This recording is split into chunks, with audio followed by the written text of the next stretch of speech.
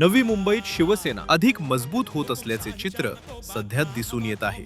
कुलस्वामी पतसंस्थेचे संचालक तथा उपशहर प्रमुख विजू नाना शेळके यांनी आज खासदार नरेश मस्के आणि शिवसेना जिल्हा प्रमुख किशोर पाटकर यांच्या उपस्थितीत शिवसेनेत जाहीर पक्षप्रवेश केला. या पक्षप्रवेशामुळे शिवसेनेच्या संघटनात्मक बळात भर पडली असून नवी मुंबईमध्ये मोठ्या प्रमाणात शिवसेनेत इन्कमिंग सुरू असल्याचं स्पष्ट होत आहे.